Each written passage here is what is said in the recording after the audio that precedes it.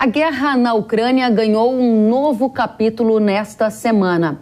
Após referendo realizado em cidades ucranianas ocupadas pelas tropas russas, o presidente Vladimir Putin realizou nesta sexta-feira um evento para a anexação de uma região que corresponde a cerca de 15% do território da Ucrânia, aumentando assim a tensão com o Ocidente. O presidente Volodymyr Zelensky o presidente da Ucrânia, afirmou que a Ucrânia está solicitando formalmente a adesão rápida à aliança militar da OTAN. Além disso, disse que Kiev está pronta para conversas com Moscou, mas não com o presidente Vladimir Putin. E é justamente sobre este assunto que nós vamos tratar com o nosso convidado. Vamos receber Marcos Yankee, coordenador do Centro INSPER Global Agro. Seja muito bem-vindo, Yankee, uma satisfação te receber.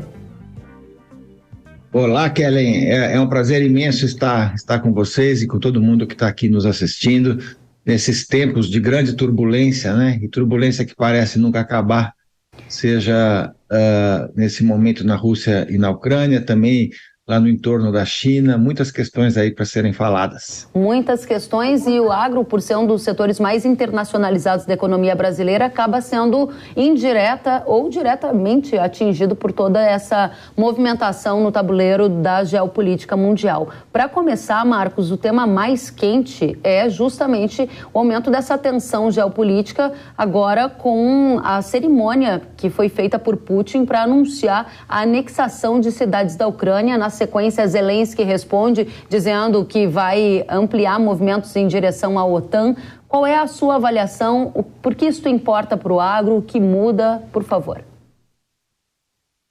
Bom, primeiro acho que é importante dizer que a geopolítica voltou com tudo, né?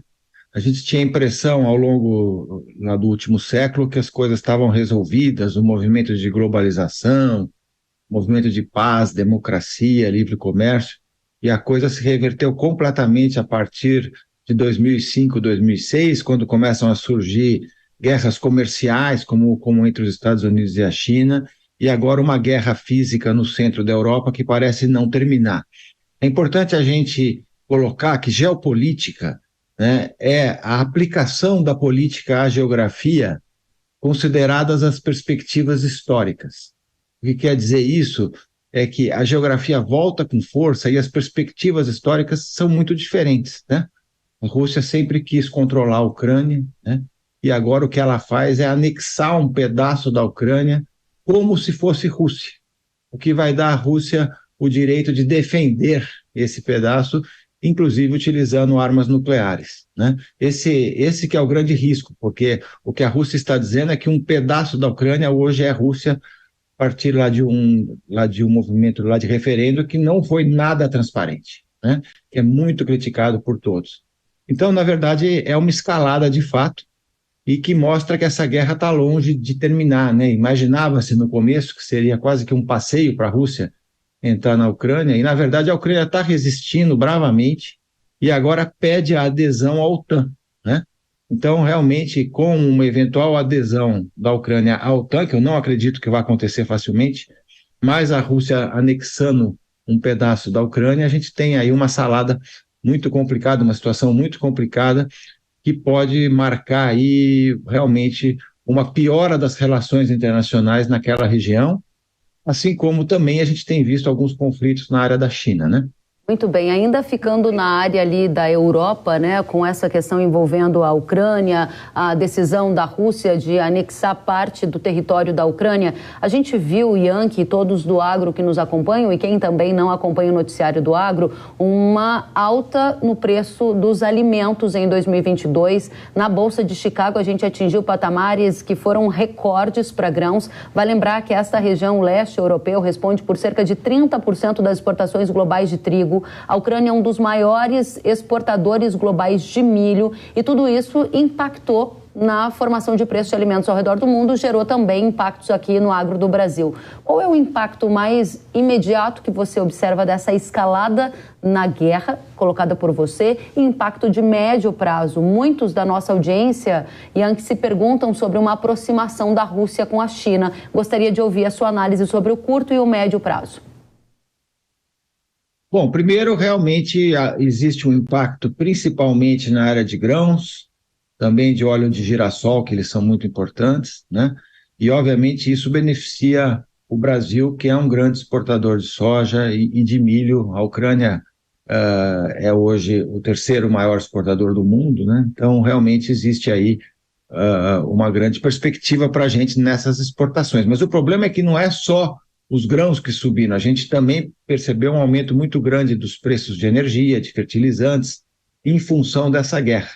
Então, o que a gente percebe é que os preços relativos mudaram, os custos subiram de forma astronômica, né, e não caíram ainda suficientemente. Então, é uma situação de grande tensão, no meu entendimento, que se soma aos problemas anteriores da pandemia, que desarranjou as cadeias de suprimento no mundo, se soma a questões importantes de clima pelo mundo afora, perdas de safras, né, a safra chinesa que começou muito mal, problemas na Europa, lá com calor extremo, nos Estados Unidos. Então, essa questão da oferta também está sob grande tensão em função de questões climáticas, e obviamente que tudo isso resultou, principalmente pelo lado da energia, em aumento da inflação global, né? E alguma recessão em diversos países do mundo, né? Talvez até, alguns falam até de uma recessão global, né? Que não está muito clara ainda, mas a verdade é que tudo isso impacta essa realidade. Eu vejo isso, em primeiro lugar, eu acho o seguinte: na medida em que existe uma questão euroasiática séria, né, de geopolítica, seja no entorno da Rússia, nesse resgate que o Putin faz da antiga União Soviética quando ele invade a Ucrânia, né? Então existe realmente uma tensão que é perda de confiança. Existe também uma tensão na China, com a questão de Taiwan, né? E a gente tem que lembrar que o entorno da China tem vários problemas de geopolítica, né? Porque a China ela tem questões nas Coreias, ela tem questões territoriais nas ilhas do Japão, tem a questão lá de Hong Kong, né? Que a turma de Hong Kong não quer ser anexado integralmente à China, tem Taiwan, tem o Mar do Sul da China, também com vários conflitos ali em torno de ilhas e de território, e tem questões com a Índia. Portanto, todo o entorno da China também é uma região de grande tensão, né? E na medida em que tanto a Rússia e o leste europeu e a China voltam com força nesse tema geopolítico, eu acho que para o Brasil pode ser até uma oportunidade, né? É claro que ninguém vai aí comemorar uma situação de guerra, né? Mas em termos de oportunidades de investimentos, de comércio, me parece muito claro que o Brasil pode se posicionar como um país que vai ter uma oportunidade de colocação, seja na parte de comércio de alimentos, que é uma demanda clara nesse momento. Segurança alimentar voltou à tona nesses 2 últimos anos, mas também de atração de capitais, de investimentos em logística e outras coisas que podem acontecer em função de uma região que estava recebendo muito capital, está hoje sob grande tensão, que é o leste europeu, a Rússia e a China. Muito bem, então você elencou aqui benefícios de curto prazo, que acaba, obviamente, ninguém torce por uma guerra, mas a gente está olhando do ponto de vista econômico, comercial, e à medida que as tensões geopolíticas se agravam, há uma necessidade de maior segurança alimentar. O Brasil é um grande produtor de alimentos e tem aí uma oportunidade para o mercado internacional. Isso foi colocado por você como um modelo, né, uma consequência de curto prazo. Além disso, você mencionou as tensões envolvendo Rússia, envolvendo China, e ainda entende que no médio prazo o comércio de alimentos, toda essa questão de investimentos também podem ser positivas para o agro. Eu gostaria de aprofundar um pouco mais o entendimento dessa questão com você, tratando-se justamente da relação China-Rússia e da nossa relação Brasil com essa nova ordem global que se coloca, avançando para mais um tema, Marcos, que nesta semana outro fato que marcou a atenção foi o dano registrado ali no gasoduto Nord Stream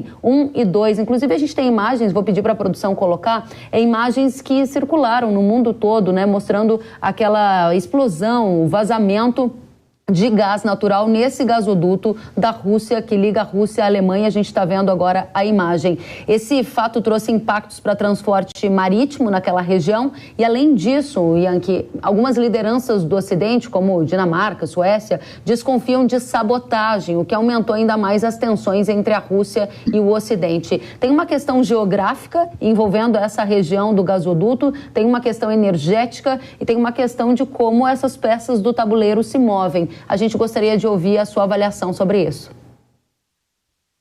Eu acho que tudo isso tem a ver muito com essa tensão que a gente está falando, né? A volta da geopolítica com muita força, principalmente na Eurásia, né? A gente não vê uma solução de curto prazo. Obviamente, isso pode dar margem a todo tipo de ação terrorista, como alguns estão falando aí, mas eu acho que, na verdade, o que a gente tem que fazer é, primeiro, quer dizer, o mundo precisa tentar se entender melhor, né, frente a essas questões. Eu espero que a questão da Ucrânia se resolva de alguma forma, né, e eu entendo que agora é mais importante do que nunca que hajam negociações para tentar encontrar uma solução, né, porque a escalada não interessa absolutamente a ninguém. E a questão da China, eu diria que a grande tensão vai ser até que termine esse processo que está acontecendo de recolocação lá do Xi Jinping, né? Você sabe que nós vamos ter agora, no próximo mês, a definição do Congresso, né? Lá do Partido Comunista, né? Lá na China, e depois até o mês de março, quando ele assume novamente para mais um mandato. É um momento de grande tensão, né? Há oposição ao Xi Jinping, mas ele está conduzindo para continuar, né? Ele está muito forte nesse momento. Então, eu acho que é um momento de grande tensão, porque a coisa agravou na Ucrânia, a China está num momento muito crítico, onde eles estão fazendo de tudo para não ter nenhum tipo de movimento que atrapalhe esse processo político, né? Mas a China vai ter talvez o menor crescimento também. Esse é um outro ponto importante para a gente falar, né? Quer dizer, a China, conforme já foi dito, ela vai ter talvez um dos menores crescimentos daquela região toda, né? Em função lá do lockdown, em função da inflação, em função da política, né? Mas eu acho que para o Brasil continua uma grande oportunidade, como eu falei, sabe? Oportunidade pelo seguinte: o Brasil tem uma capacidade de reação muito rápida, né? Coisa que a gente não vê na África nem na Ásia. E na hora que falta comida, né, e que os preços sobem, os brasileiros reagem rápido, seja aumentando produtividade, seja ampliando a integração lavoura-pecuária. A logística brasileira hoje está muito melhor do que estava há 10 anos atrás, né? Então, a nossa capacidade de ser um player relevante para o mundo nesse momento de grande tensão é muito alta. E um ponto muito importante, Karen, é que a gente não tem problemas, né? Nessa área geopolítica, certo? A gente não tem conflitos com nossos vizinhos, a gente não participa dessa bagunça na Ásia, né? Então a gente pode se colocar de uma maneira diferenciada, particularmente se a gente fizer a lição de casa no que se refere, de um lado, a acordos comerciais, entendimentos para ampliar mercados, né? A gente tem que pensar, por exemplo, na questão lá de carnes, né? Que eu acho que é uma oportunidade grande, que são, na verdade, mercados ainda muito protegidos quando comparados com grãos, né? E tem essa questão toda lá de Amazônia, onde existe grande pressão sobre o Brasil, mas também a gente pode resolver isso com mais fiscalização, com a implementação do Código Florestal, etc. Portanto, se a gente fizer a lição de casa, se a gente conseguir se recolocar no mundo como um país que traz soluções, seja em alimentos, né? Seja em energia renovável, que a gente é um exemplo, né? Seja na questão climática, na medida que a gente conseguir, digamos, reduzir o desmatamento e ampliar as tecnologias tropicais, eu acho que o Brasil é um país que pode sair ganhando nesse processo, apesar de que o nosso grande cenário aí é bastante conturbado e bastante perturbador. Marcos Yankee, quero agradecer a você pela presença aqui no Hora H do Agro, com análise sobre essa escalada na guerra, todas as preocupações geopolíticas e ainda essa nova conjuntura global. Foi uma satisfação recebê-lo. Volte sempre. Muito obrigado, Keren. Continuamos aí analisando. O que não falta são fotos novos o tempo todo, né? É E eu acho que verdade. a gente tem que prestar muita atenção nessa área internacional que nos afeta tanto no agronegócio. Muito bem, estamos atentos aqui. Volte sempre. Até a próxima, Marcos.